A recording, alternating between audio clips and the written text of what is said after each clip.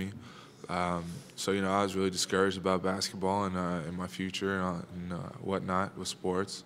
And New Mexico basically just gave me a second chance and was able to pick my spirits up and basically completely turn around my life. So, I'm thankful for that and happy that this season's going so well. So.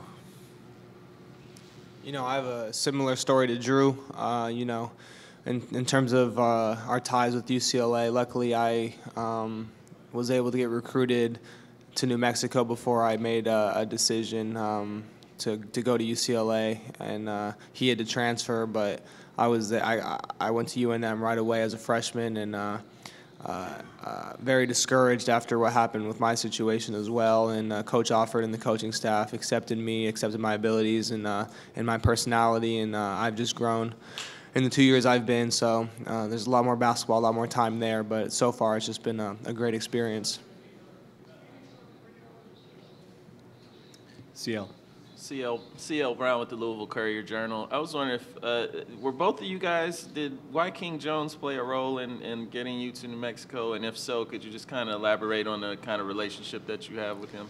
Well, I know in Drew's case, and he'll talk more about it, he had a relationship with Coach Jones for a very long time, since he was in middle school. And myself, New Mexico came into my life a little later in my high school career. So, and White King was the first one to really show interest, and then Coach Neal from there. But he's just a great guy, a great coach, and we're very happy that he was able to go to Louisville and be an impact on their staff. And it's going to be a great challenge and a great opportunity to see him on the other bench. Yeah, White King's been part of my life for quite some time now.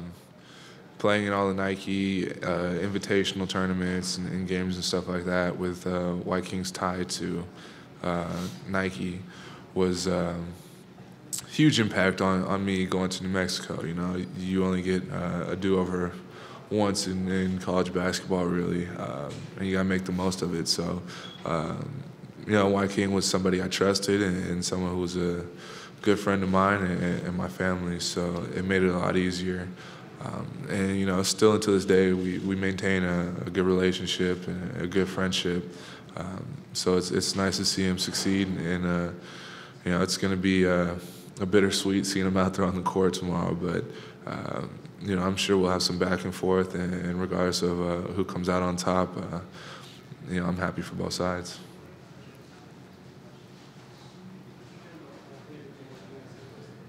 You hear me?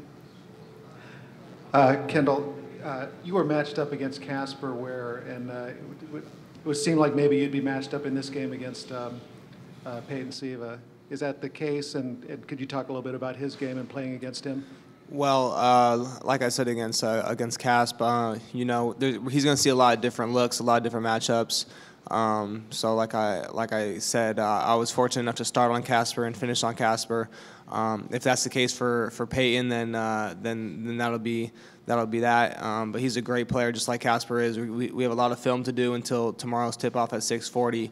So I'm just going to try to watch as much as I can and get a good grasp on him. But at the end of the day, he's got to roll the ball out and see what happens. So it's going to be fun.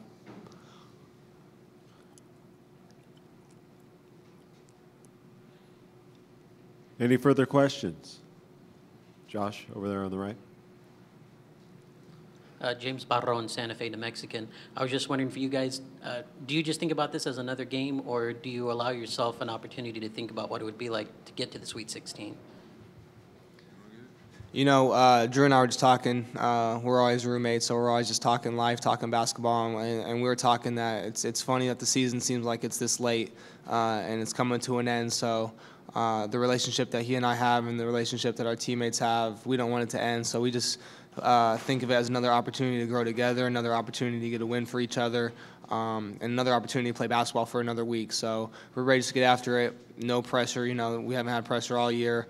The coaches have done a great job of taking that off our shoulders. So we're just ready to go out tomorrow and really show what we're about. David. Kendall, you're from Southern California, right? Yes. Rancho Cucamonga? Yes. Okay. Two questions. One is, how did you end up at New Mexico? What other schools were recruiting you? And also, Were you relieved not to be a part of the Pac-12 mess this year?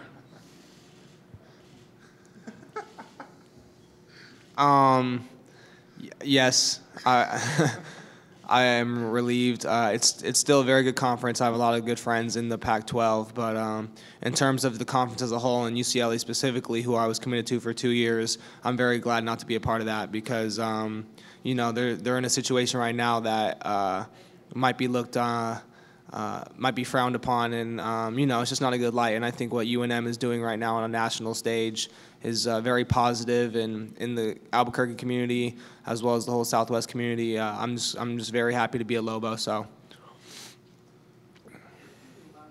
Bit on your commitment to UCLA and then what happened for you to end up at New Mexico.